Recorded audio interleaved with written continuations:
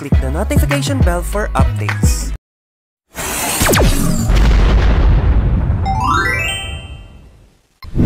Hey!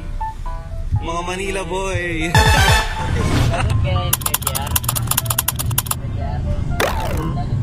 Pasig River. Hindi. Ang kukonektahan niya yung dagat daw. Oo, nakita. Oo, nakita. Eh! Papa, sa Manila na ako!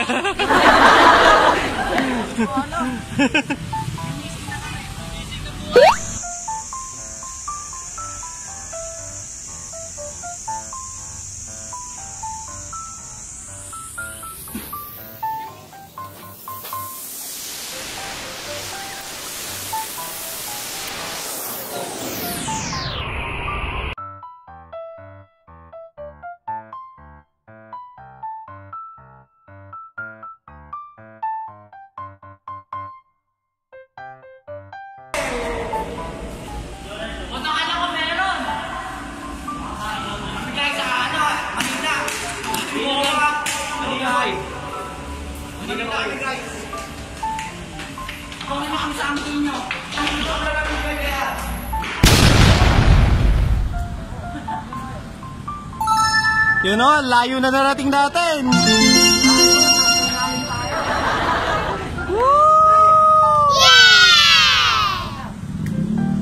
Nasa pinakagitna siyempre yung map ng Philippines. Ayun yung pinakagitna, Philippines.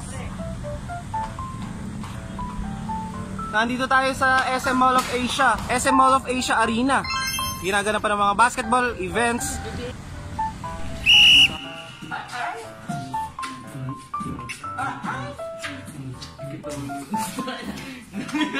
Dali kayo.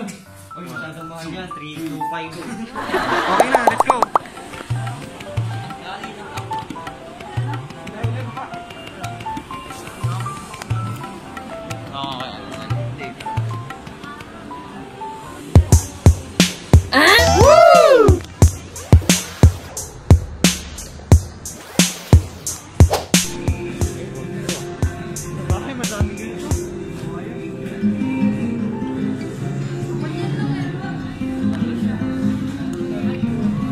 Uniquely Filipino.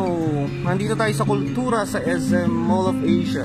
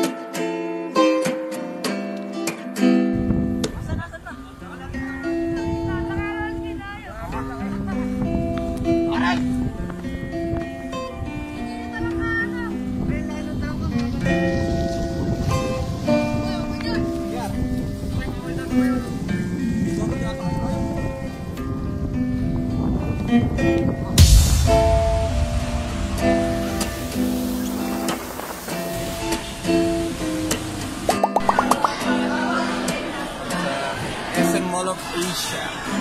Hulaan nyo kung gasa kaming fast food. Wala naman nangyari, wala pa kaming tulog.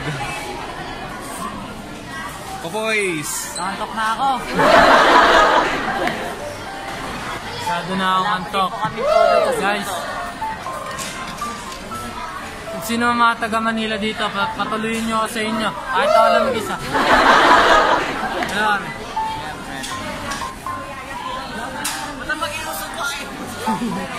Naka-play pala. Ano?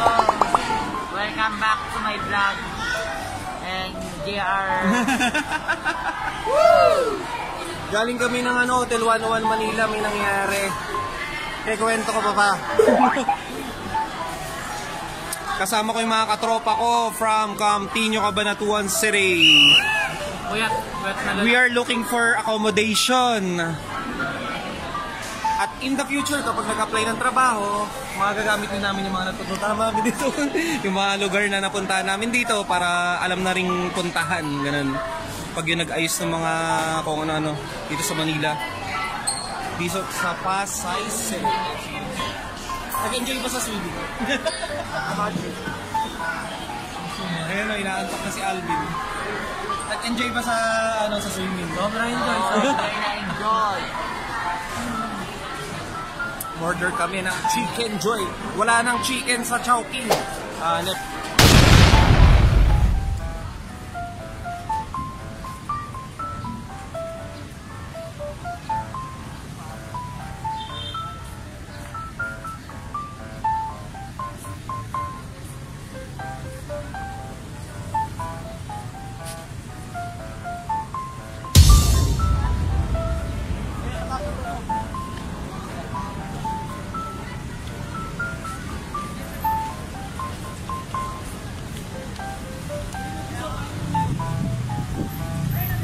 Fishing fountain dito sa SM Mall of Asia.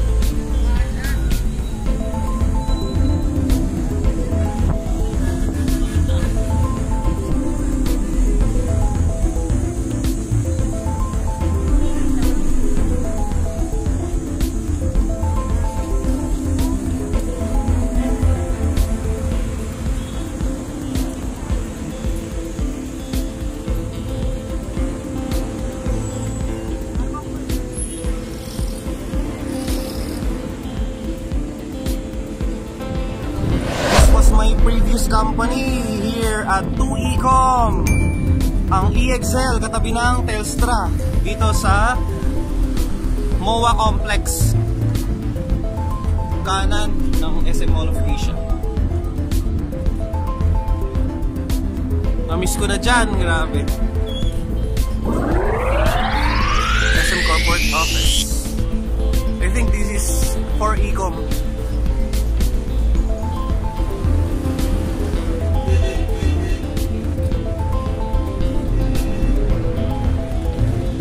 Sabi ko na eh, for Ecom nga. Sabi ko na eh, ayun, for Ecom.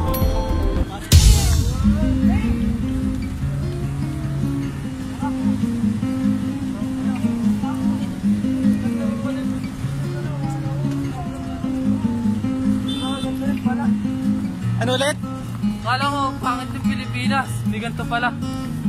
Parang di Pilipinas eh, na? Manila pa lang yan, paano pa sa ibang lugar?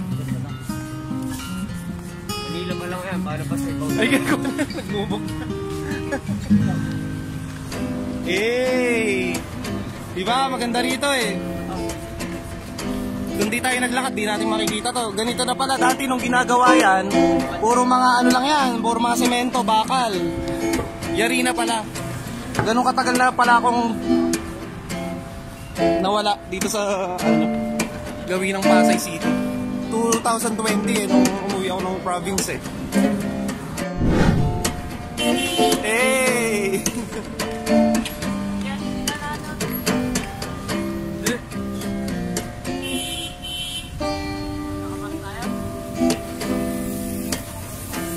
May bike lane.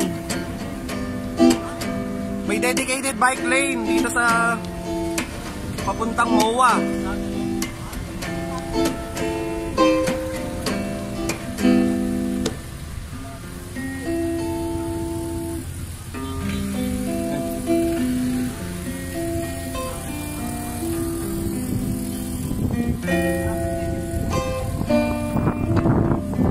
Medyo malinis na ang Manila Bay.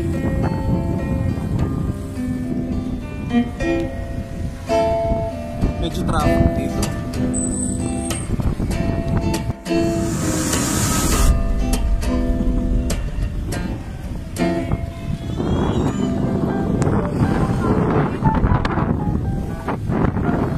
Kaya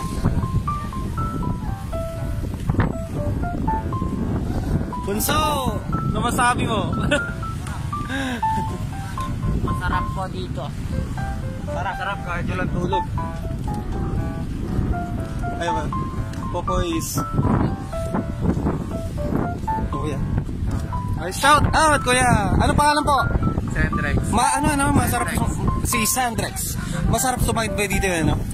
Kuya JR TV sa YouTube. Thank you so much. Hello po.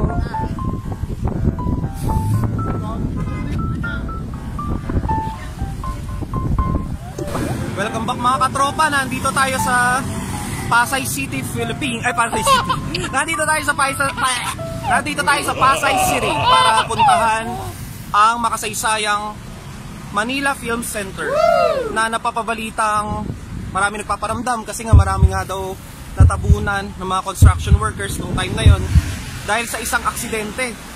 Gumuho ang scaffolding na mabilisan nilang ginagawa kasi yung building in just 77 days nung time ng mga Marcos.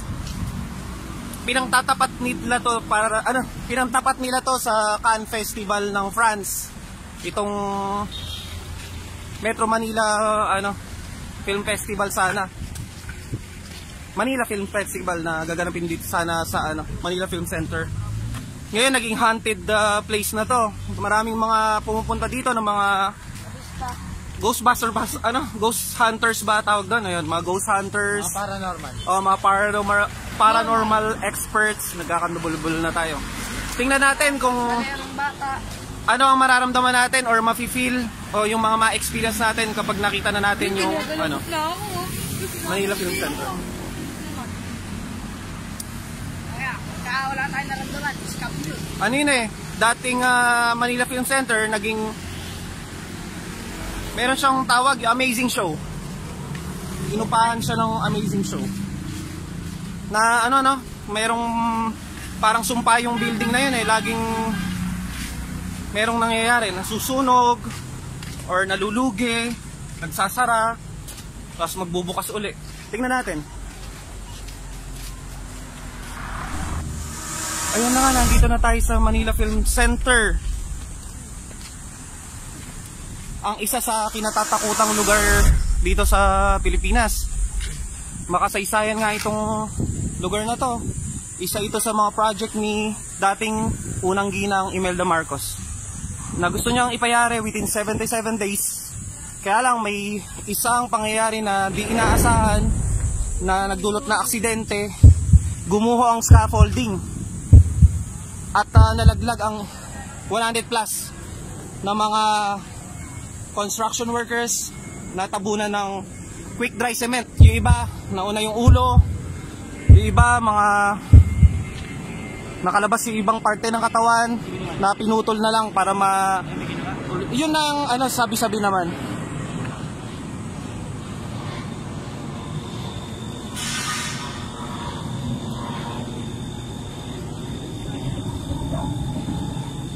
Noon nga daw nangyari yung construction niya na may mga nagpaparamdam, may mga sumisigaw daw, mga humihingi ng tulong, maaaring yung mga hindi matahimik na kaluluwa na mga namatay, yung mga construction workers dito saan. Mga first time nila makapunta dito. Ano masasabi mo, bro? Nakita mo na? Sobrang exciting nung kasi ngayon lang ako makakita ng ganito. Pero goods naman. Yun lang. Dati nakikita lang natin sa ano. Ito na siya. Oo. Popoys. Wala akong masabi. Nakakatakot ba? Or may feel ka? Ngayon masyadong marami nang dumaraan dito ng mga sasakyan, hindi katulad dati. Kaya parang nababawasan na yung takot dito sa lugar nga. May mga nag-aayos na mga ano. Ito. Ikaw, Tebs. Ano napi-feel mo? Masasabi ko lang dyan. Maganda naman na. Oo, sayang ano. Ang ganda ng pagkakagawa. Sayang. Ginaya niya yung yung style nung Parthenon sa Greece. Yung construction niya, di ba, yung mga columns na yan. Inspired by yan Parthenon ng Greece pala. Ikaw, Bunso. Ano na feel? Parang nahihilo ka. Nahihilo ka na. Nakakatakot Nanan! Nakatakip na yung mata niya. Lelets. Exciting. Parang exciting. Walang kabado. Oo. Siguro kapag pinasok kaya lang... Tara, pasukin na. Oo, bawal kasi pasukin. Kailangan natin ng permission dun sa caretaker. Paano kung natin? Actually, sa kabila na to, may mga shops, may mga spa pa nga mga pag-aari ng mga Chinese doon sa kabila. May mga kainan, may mga samgyup pa nga sa kabila. Kumbaga parang ginawa pang for rent yung mga pwesto doon sa kabila. Pwede kaya dito. Oh. Dito nga kaya tayo sa. Tingnan na natin. Dito.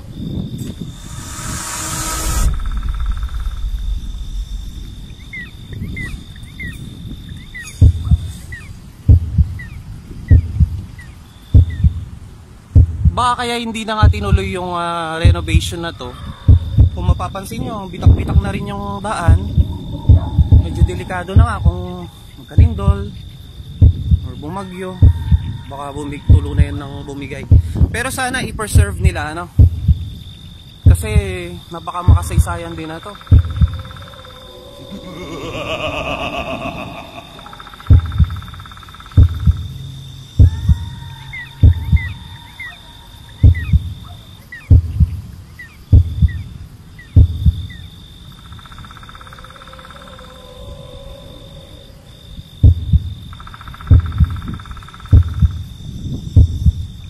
Medyo nakakatakot nga.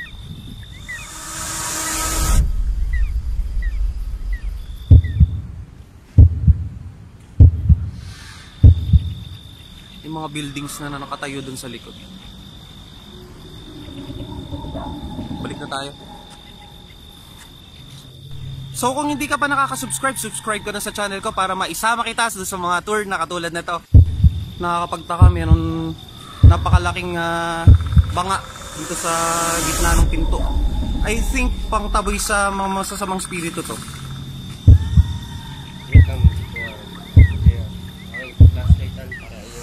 Sige.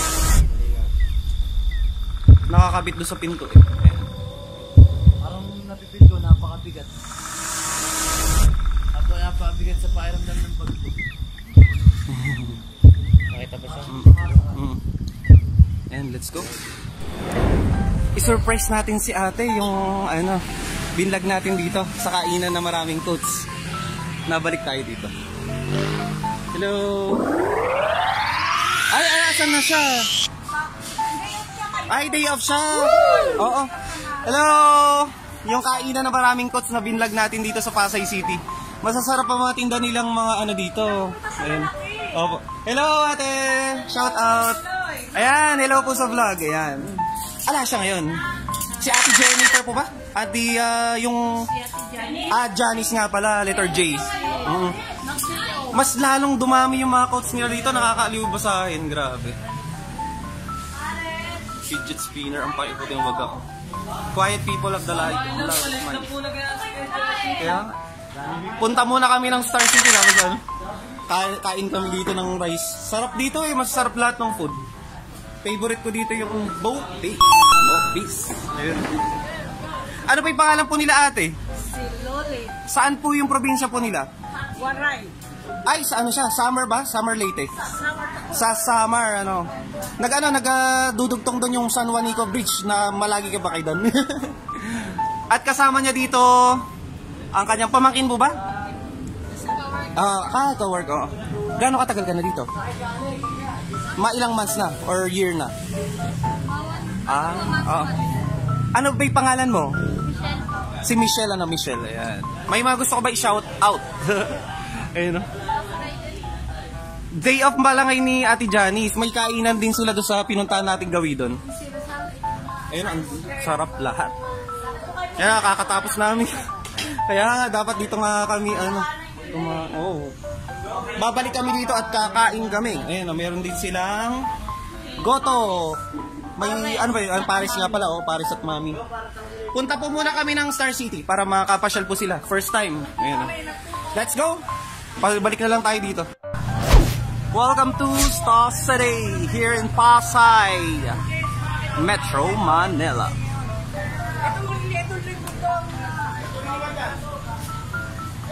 So ito yung mga ticket prices nila. Stall Pass, Slow Whirla, 99 pesos. Ayan sila. First time nila makapunta dito sa Star City. Hanggang dito lang kami sa labas. Hindi na namin malapit na magsara eh. Hanggang anong oras po kuya bukas? Hanggang 12 sir, 12. Ay hanggang 12 na. Mas maluwag na yung ngayon no? Restrictions. Shoutout kuya, ano pa yung pangalan po nila? 8 ba? Ayan o. 8 ba? 8? Ano pa yung pangalan kuya? Mga gusto i-shoutout. Ano pa yung pangalan? Allen po. Sir Allen, dito sa Star City. Ayan, punta na rin kayo. Isama nyo na ang buong tropa. Ayan. Kasama niya si Kuya. Ayan, ano pa yung pangalan po nila, Kuya? Ayan Kuya Armando. Ayan, Navarro. Ayan. Mga gustong i-shoutout po. Ilan po, pasyal po dito sir. Taga saan po kayo, sir? Probinsya. Sa Tarlac ay taga Nueva Ecija kami. Ayan. Thank you so much. Ayan, punta na rin kayo dito. Hanggang 12 na pala, 12 pala sila bukas. Ayan. Ano oras na pa? It's already 7 p.m. Welcome! Nandito naman tayo sa Folk Arts Theater. Or, tinatawag nilang Tanghalang Balagtas. Pinagawa rin yan ni dating First Lady, Imelda Marcos. Ayan. Napakaganda niyan kung nakabukas lang sana yung ilaw para siyang bit-bit ng kamay. Tinanggal na yung mga yung mga maliliit na statwa dito na gawa sa bakal. Ganyan ang view dito kapag gabi. Nandito tayo sa Cultural Center of the Philippines, CCP Complex dito sa Pasay City. Malapit sa Star City, Star City. Ganda, no? Yan yung sinend ko na picture. Ayan, Folk Arts Theater. Pinagawa ni dating First Lady Imelda Marcos. In just 77 days, nagawa yung building na yan. Diyan ginanap yung Miss Universe 1974. Kung saan tinanghal na Miss Universe si Amparo Muñoz ng Spain. Isinali ni Margarita Moran yung kanyang corona doon sa Miss Spain. Nakakamangha talaga yung niya, yung architectural design niya, ang tawag diyan brutalist. Brutalist design.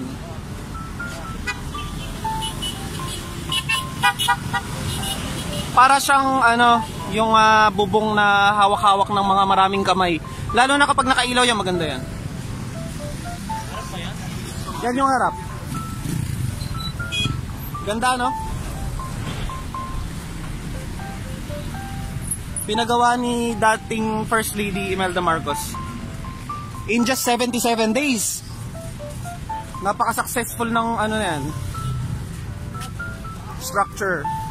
Talagang natupad in just 77 days. Hindi katulad nung naging fate nung ng Manila Film Center kung saan nagdulot ng trahedya yung pagmamadali sa construction ng building na yon. Ito naging successful talaga. Maraming naganap na mga event dyan Kauna-unahang Miss Universe pageant na ginanap dito sa Pilipinas. Nandito tayo sa CCP Complex or Cultural Center of the Philippines. May mang inasal dun sa Gawido, doon ako kumakain. Mag-isa, kapag yung naglalakad ako dito. Kasama ko, thank you nga pala, yung mga katropa ko sa Camtinio, Cabanatuan City, nakapunta na kami dito, grabe. Hindi ko talaga akalain na makapunta kami dito. Grabe. Oo. Hindi ko rin akalain. Papamod ako ng ganito. Sabi ko sa inyo, iandaan yung mga paa nyo eh. Andito yung Bangko Sentral ng Pilipinas. Ayan o. Bangko Sentral ng Pilipinas. Nandyan yung mga gold. Yung mga gold reserves ng Pilipinas. Maginto. Diyan. Bangko Sentral ng Pilipinas. Diyan, yun yung nag-imprenta ng mga pera natin. Yan. Oo. CCP Complex. Manila Baywalk. Dolomite Beach. Manila Dolomite Beach.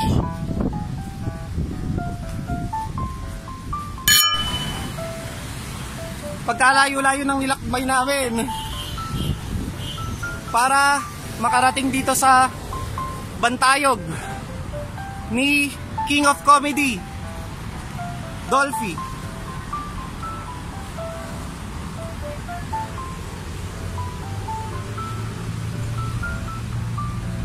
Rodolfo Vera Quezon, the King of Comedy. Yan. Tapat ng National Children's Museum.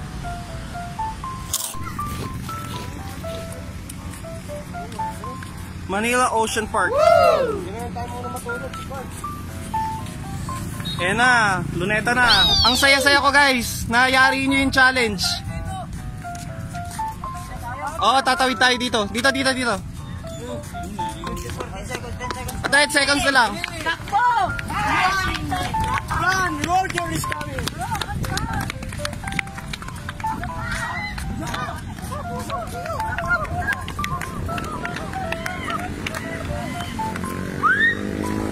Ang national hero natin, ang pambansayang bayani ng Pilipinas na si Jose Rizal. Nakarating na rin si Bunso, finally. Sila Lelet, si Winwin, si Alvin, si Popoy, si Tebongs, at si Nanan. Ayan. Nandito na kami sa Luneta Park. Nandito na kami. Kulog na. Ang napakalaking flagpole dito. Maganda. Hello kuya. Woo! Congratulations guys! Ayun, pwede tayong lumapit doon. Baba ng pagmano. Ayun na 50 million mahigit yan eh. Oo. Congratulations guys! Na-complete nyo ang challenge! Nalakad hanggang Luneta Park! Talagang super pagod sila. Sulit naman. Congratulations mga nakapasa sa Kuya JR TV Challenge! Ayan ang reward nila. Ayan. Sisiu ba? Sisiu.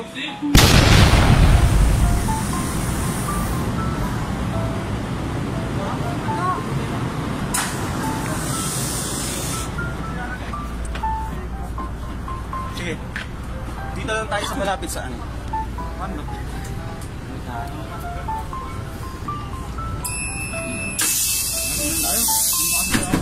Hawak kayo, hawak. Pag ako si Superman, malilipat ako. Kakanta ako all away.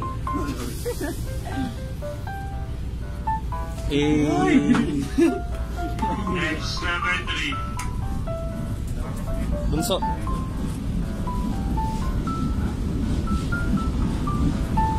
Alam mo si Flash tayo nito. It's their first time na sumakay dito sa LRT. Okay na. Nanans. Yan na. Ayun, oh. Bunso.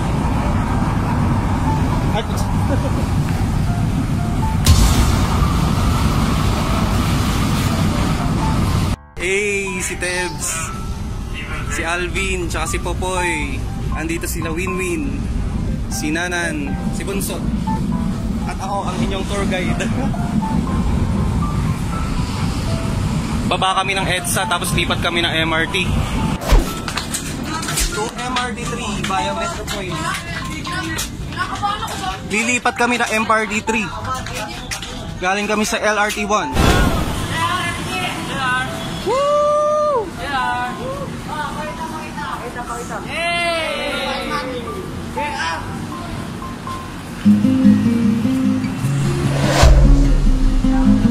Nandito na kami sa MRT 3, tough. Dulo ng istasyon. Pupunta kami ng Cubao. Papauwi na kami ng Cabanatuan City, Nueva Ecija.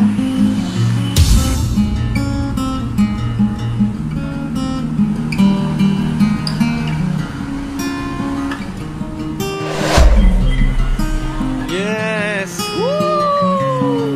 Kumusta experience?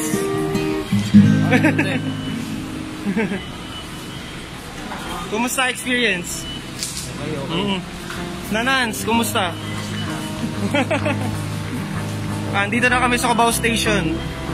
At nakasakay na nga kami pabalik ng Cabanatuan City dito sa Cubao 5-star terminal. Thank you guys, congratulations, nakapasa sa challenge. Ayan o, si Bunso, ayan o. First time alam na nila bumiyahe. So, thank you so much for watching. Subscribe kayo dito sa Ako'y JRTV. Bye-bye, till next time.